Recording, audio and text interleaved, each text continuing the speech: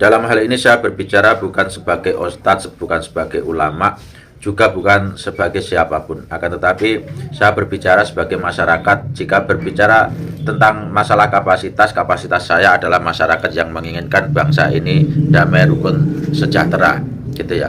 Jadi tidak ada konflik yang berarti di negara ini. Makanya saya mengharapkan supaya teman-teman semuanya, dulur-dulur semuanya, janganlah memperbesar perdebatan. Karena kalau memang itu dialog antar agama, itu tentunya melibatkan orang-orang yang berkompeten di bidangnya itu. Akan tetapi kalau kita sudah intervensi ke agama yang lain, kita mengomentari, kemudian berusaha mencari kelemahan-kelemahan yang belum tentu itu adalah merupakan bagian dari kelemahan, akan tetapi merupakan ketidaktahuan Anda dari suatu agama tersebut, maka nanti akan terjadi sebuah kesalahpahaman sehingga itu nanti ada konflik moral di situ ya. Makanya hal ini kalau menurut saya justru akan memicu hal-hal yang tidak baik. Nanti akan saling cemooh, saling nyinyir, saling menjelek-jelekan lah, cenderung ke situ. Tapi sebenarnya seperti di dalam Islam sendiri, kalau menurut dari ustadz saya itu mengatakan la ikraha fiddin, ya, tidak ada paksaan di dalam beragama. Kemudian juga diterangkan lakum dinukum waliyatin, untukmu agamamu, untukku agamaku. Jadi kalau sebagai orang yang belum begitu tahu amat tentang agama, kemudian sudah mengomentari agama, itu akan terjadi sebuah nanti di situ akan terjadi kesalahpahaman, bukan kritik yang baik, akan tetapi justru malah saling menghujat. Itu yang tidak perlu terjadi, karena memang kita hidup di negara ini berbagai macam suku, bangsa, dan juga berbagai macam agama.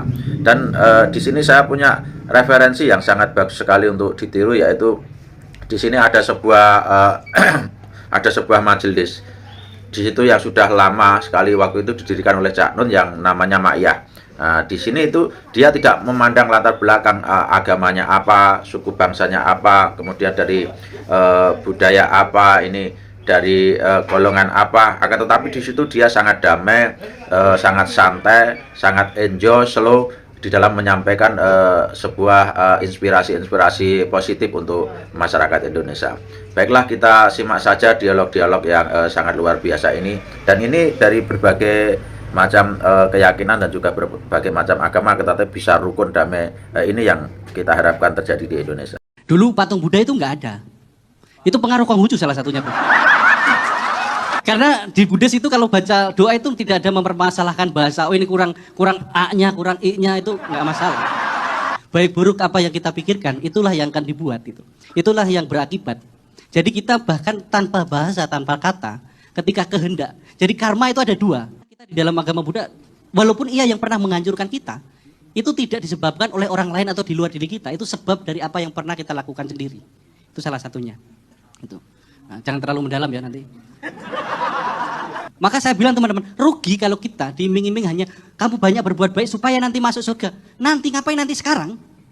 Bahagia itu di sini sekarang saat ini. Ketika teman-teman berbuat baik membantu orang, dia terima kasih, dia tersenyum, kita bahagia, itu surga.